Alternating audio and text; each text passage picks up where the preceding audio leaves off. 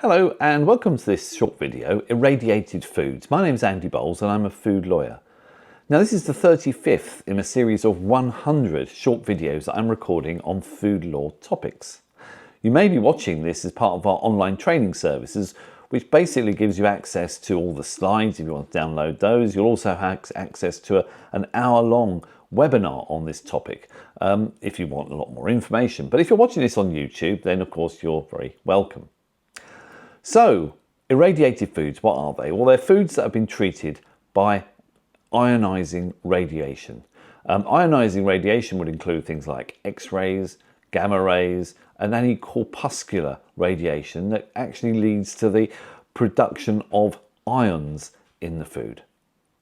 Now, the dose of radiation is measured in grays, GY, and you'll see the reference to grays and GY in the legislation itself. So 1 joule of energy per 1 kilogram of food, in this case, the absorption of 1 joule per kilogram is known as a gray.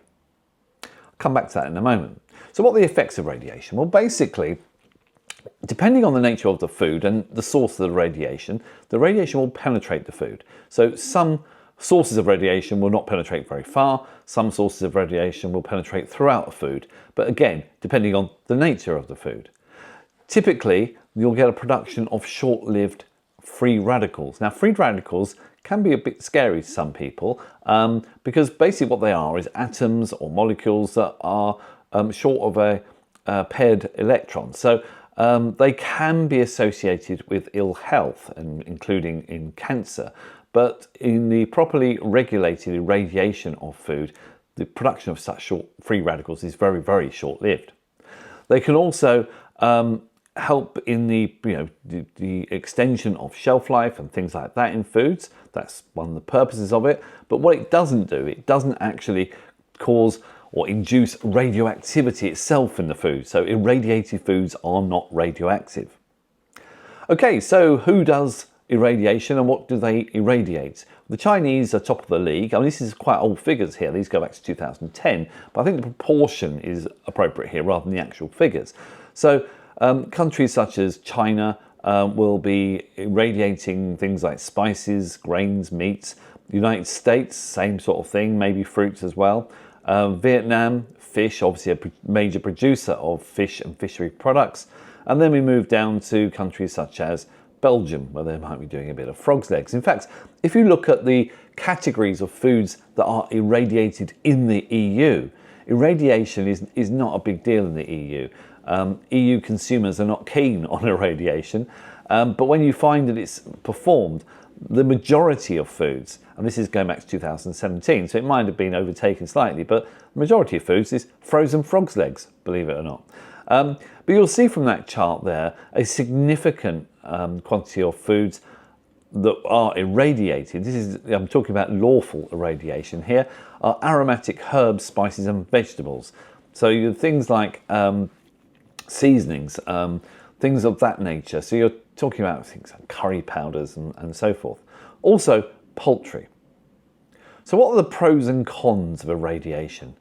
Well, one of the reasons why foods will be irradiated is because of improving microbial safety.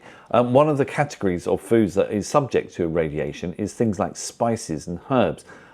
When you look at the way that many spices and herbs are produced, particularly in the Indian subcontinent and the Far East, then they are naturally open to contamination, whether it be from animal grazing or just environmental contamination.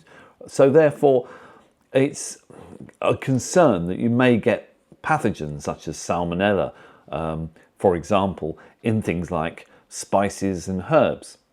So in order to kill off bacteria such as salmonella, one would normally heat treat. But if you've got a volatile, in other words, you've got a herb or a spice that has a particular flavour, but if you start heating it, it loses its flavour. Well, you can see the drawback there.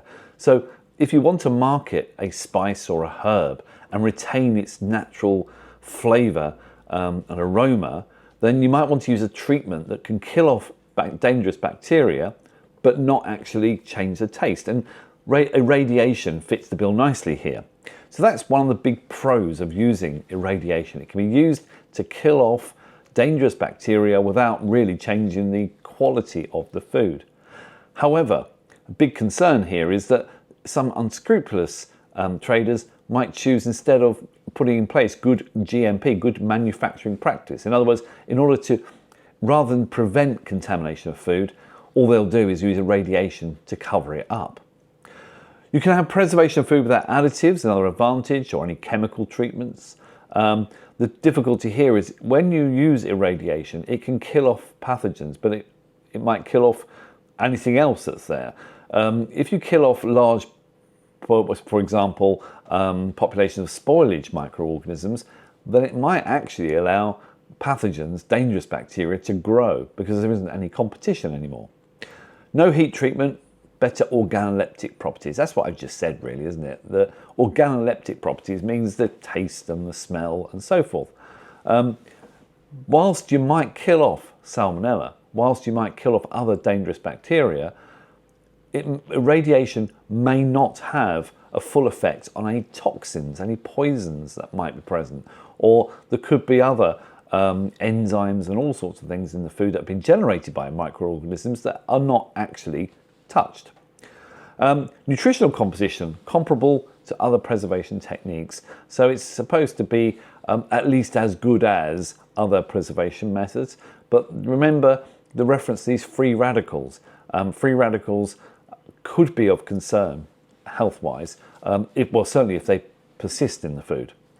And then you've got another advantage is rapid treatment, permitting just-in-time manufacturing techniques. Well, that's obviously very good, but I suppose one of the biggest drawbacks, the big elephant in the room here, is the public perception of irradiation.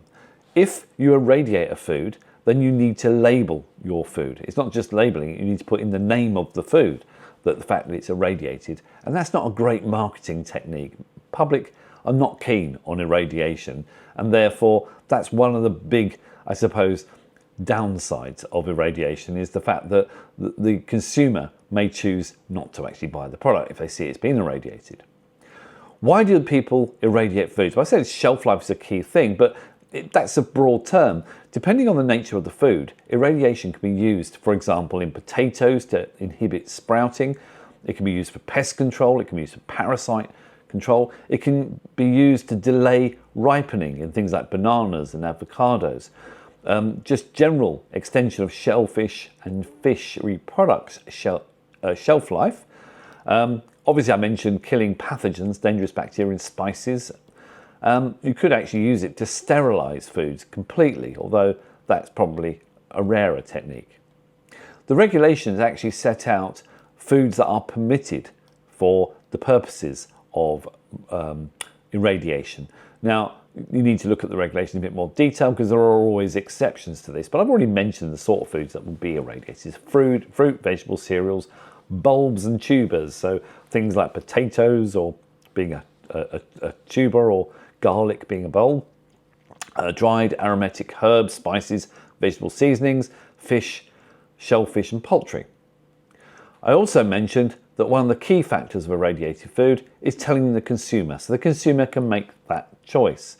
If a pre-packed food, so if you're selling a food that's been pre-packed for sale, or pre-packed like in a packet of herbs, or a jar of something, or whatever it might be, then these must be marked, labelled, irradiated, or treated with ionizing radiation, and that needs to accompany the name of the food on the label. So the consumer is absolutely clear that it's been irradiated, and that's obviously their choice whether they want to buy it or not.